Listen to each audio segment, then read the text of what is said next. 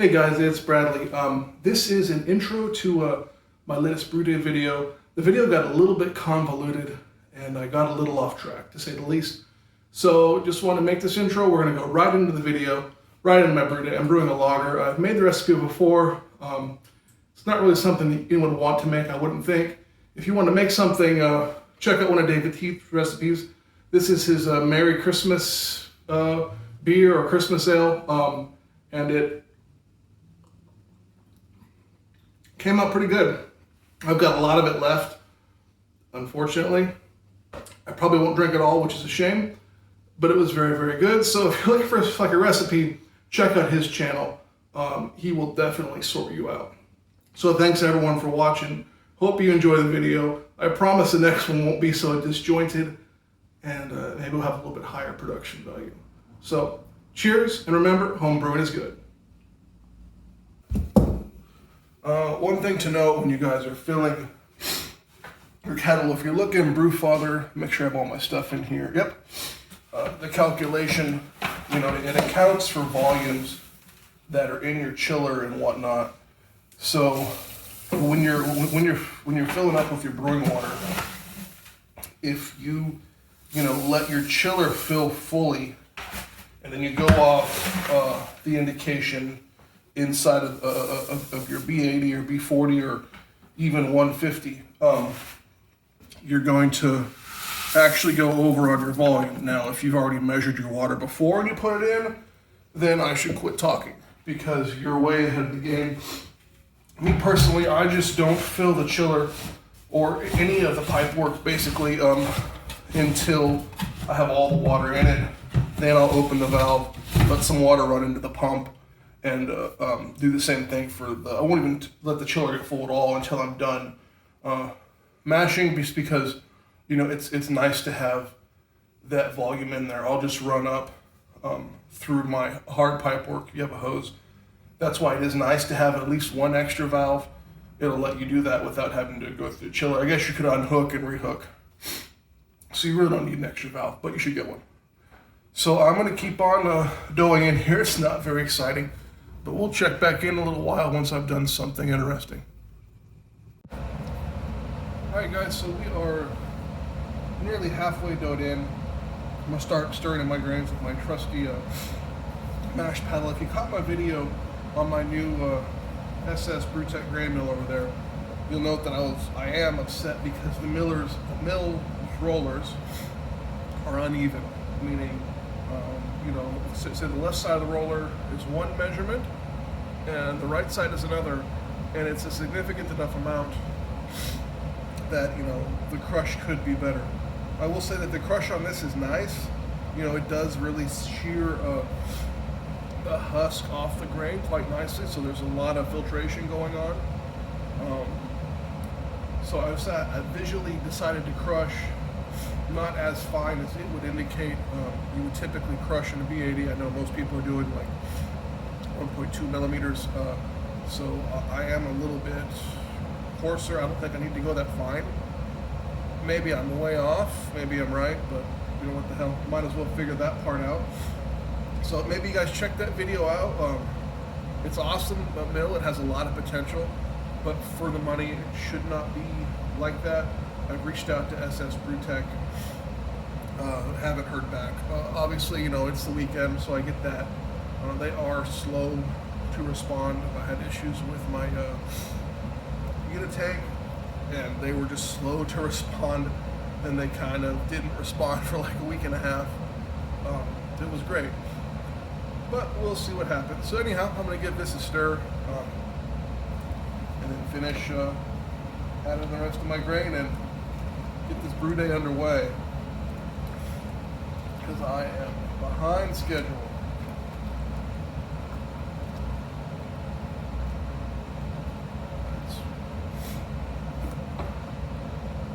More of the grape. So here we go. I'm going to start a timer for 20 minutes right now and let this mash rest. Use different angles, able to shut the range hood off. It does help with all the dust from going in. Just drop the corn on top because, I don't know, want to be lazy, but that's what it looks like. Come back in 20 minutes once we're recirculated, see how that goes. We are back. Mash stress is over. Just check my pH. Water's all adjusted just right, I hope. So now I'm going to start recirculating slowly using the hose. I've actually found making a video is a lot easier. It doesn't aerate as much as well. So that might be a good thing depending on what your school of thought is here. So we are running over the top. A little fast, but we'll see. And we'll just kind of let it go. It's not very exciting, let's be honest. So yeah, all the grain's in, the pH is adjusted, and let's hope it all works out. That's what's nice about the mash rest. Sometimes it'll take a minute for your pH to kind of equalize, even honestly, in that 20-minute mash rest. I like to do it just before it's over. Will kind of help stuff get settled out if indeed you need to modify. I already have my water profile set before that, so honestly everything was fine. But we'll just let it go. I finally got my my 4 shots of espresso in my mocha here, and I'm waking up quickly, which is good. So I'm gonna sit back, relax, and just let this easy brew day go. Just let it roll. All right, guys, we are heating to my next step, 145. Slowly working our way there. Everything is going pretty smooth. Typically, you won't see, at least in my experience, much water fluctuation in here at a lower mash temp. Once you start heating up, definitely around 145, you will run into some kind of issues, but everything's going well. Grain crush, even with the mill's issues, was pretty damn nice, like I said earlier. So we'll heat up to that temp pretty damn quick, which you gotta love. The full 6,000 watts of the mighty B80 Pro, or 6 kilowatts of power. Even limited to 40% during mash makes a huge difference. All right, I'm back. Hit my other mash steps. Decided not to film it, not too exciting. Mashed out at 167. Right now we're about to boil here in a minute. On manual, passing 195. My fan's making a weird noise. It's kind of concerning. Definitely the mighty SS Brewtech mill. Half the grain was really good. The other part was too fine because of just the way the mill, the rollers are. So I had a lot more grain kind of floating around in the boil than I had previously ever had. Very frustrating. I managed to get it out. Basically what I did was turn the elements off and then recirculated around the malt pipe, then went full up current a few times and just pumped it all the way up into the malt pipe and drained the kettle completely, almost to the point where the pump would suck air. The adjustable dip tubes are really handy for that. They come in pretty useful. So yeah, I managed to get it all out. Doing that, it just added an extra 30 minutes, 40 minutes I'm not pleased about. But, it's gonna be good beer. I'm still enjoying myself. Frustrated with SS Brewtech at the moment. But it is what it is, ain't nothing perfect. So I'll check back in once I start boiling. Shouldn't be long. All right, guys, so we just killed the power about 5 minutes ago. And right now I'm just kind of slowly whirlpooling, a little bit of just kind of let everything kind of settle out and stand here. I'm not chilling yet. Probably start chilling in about 10 minutes, 15 minutes. A little sidetrack today. The first time ever using my unitank, so yeah, trying to get get it all sanitized and whatnot and get that process dialed in. If anyone has any pro tips on getting one of these bad boys ready to go, I'd love to hear it. Also, the SS mill, it threw me for a loop. Definitely, the more I think about it, the more irritated I am. But anyways, So, a couple people had asked about my Whirlpool process, so I will try and collect myself and get that film for anyone that's curious about how I do it. Right now, I did go through the chiller to get it sanitized. Now we're just flowing, from the valve up through this path in. I use my adjustable dip tube on this side to dial in that Whirlpool. I can really get it just the way I like it. Visually, you could probably set yours if you have a really good memory, if you have the regular kind, and get the same result, but for me, it just works awesome. So anyhow, I'll probably pop the steam half off and probably show you guys that, because this video got a little bit disjointed. I do apologize, but see you in a few. All right, so we're at the first stage of my Whirlpool. Basically, I will Whirlpool hard at 100% for a few minutes. I got my chiller, crank up my water supply, full water through it. Basically, it makes its own pressure once it's full, so it kind of does its thing. It back pressure, or what do you want to call it? Head pressure. So yeah, right now we're falling, at least on the return, well below 115 right now. And let's see if I can do this one-handed. Whew, make a mess. Sorry everyone. Video production, not my strong suit. So if the steam goes away, I'm gonna dial the Whirlpool in, and I'm just adjusting my other valve. And you see it just kicks some stuff up. This is how I like to do it. It may not be how you guys should do it. Just because I'm doing it doesn't mean it's a good idea. Oftentimes it's a bad idea. So yeah, I'll let it roll just about like this. And I'll probably actually knock that down a tiny bit. I like to watch it over here on the, I guess on the right side, my right side here. I get an idea for what I'm doing, but that's kind of the pattern I look for. And you see how the middle's perfectly clear, and just so. That's what I think works. It works for me. I don't usually have a lot of trub transferred. Today, my volumes, I'm just a skosh under 12 gallons, so I'm gonna transfer some trub today, a tiny bit, but that's okay. I'm trying to get 10.5 gallons in the unit tank.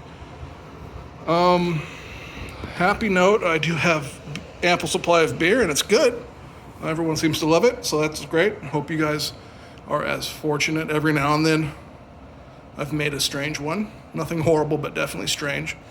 One other thing to note, when you're using the Brewfather app, I had a recipe that I kind of made, and it's public. I don't know if anyone's seen it or not. I don't recommend it, but I like it, so maybe that is a recommendation. I set the efficiency in that within the app to 70% or 71%. Just because I think that's something that everyone should be able to achieve. Well, when I adjusted this profile from this logger I'm kind of fiddling with, I left it at 70% efficiency. And my pre-boil, I was looking for somewhere around 1046. It's at 1065. So that's not quite expected. It is a lager. I have a lager yeast I made a starter for. I got some older yeast from the homebrew store in Simi Valley Homebrew. I love those guys there. They gave it to me for free. I was like, oh, perfect. This is what I want. It's free. I'll just build up a starter. Well, I don't think I'll have enough cells per my calculations for the gravity of this now. So I'm gonna have to run out tonight or tomorrow and probably grab some yeast. I thought I had some SAF, whatever, dry lager yeast on hand. Turns out it was Belgian ale. I love Belgian ale, but was really trying to get this lager recipe not, kind of dialed in. So it's frustrating. I don't think they have the yeast I want. Another pack of the same one that I just pitched, so I'm gonna have to do something else. So that may and will change things, but it is what it is. It'll still be good. So come back here and look at this guy. It's been a few minutes. You see how we got that nice blob of trub that kind of formed from this Whirlpool. So anyhow, so now I am going to dial it down, and I'll transfer somewhere in the 30s. I totally forgot to get my oxygenation stone in there, so I'll oxygenate with the unit tank. Kind of wanted to try it anyways. But yeah, I'll just slowly kind of dial it down. Also, depending on, it's a little bit less, it's going to help the chiller work better as well, less flow through it. So you see that blob, it should center out now that the flow's changed. I may adjust my dip tube to try and center that guy. There's another big one just came up. What the heck? So that was unexpected. All this stuff will settle out. And it'll be great. It's crazy I caught that. So we'll see what it does. I'll check back in. And this is a first. I've never noticed that happening. All right, guys. All right, guys, we are transferring to fermenter. A little light strike on this hose. Should be fine. But check that out. Crystal clear. That Whirlpool really is key. Dial it in, kind of work it slow. At least for me, that's how it works. But yeah, I'm loving that. 66 degrees, I'll take it. You can see over here on the return side of my pump. On the intake, excuse me. It's just beautiful. We'll look inside. So we're coming down pretty quick. That big blob kind of settled off side, but whatever. Intake's over here. Looks like we're missing it. There's actually nothing circulating through it. That's just a little bit of residual movement from the Whirlpool. So just work it down real slow is my advice. Real slow. What else, guys? Caps, right? System comes with them. If you have a port you're not using, my advice is cap it. I made a little mess earlier. I should have put a cap on. It comes with plenty. Just use them. It's better than, at least I'm here in like my brewery area, my garage, where I can clean it up real easy. Luckily, I had shoes on, right, and nothing burned me. It wasn't catastrophic, just a little splash. But yeah, to learn from my mistakes. So, anyhow, I'm gonna call it quits. We'll get some yeast in this guy and get it done. Really, really looking forward right now to that Brewtools fermenter. Hopefully they announce more about it. Also, the cart. There was talk a while ago, I thought somewhere in the forums that they might be making a cart. I'd love to have something more compact so I could have some more room for activities here, because I'm a junk corner and mess. I need to spread out. So that would be great. So thanks everyone for watching. This has been Bradley. Remember, home brewing is good.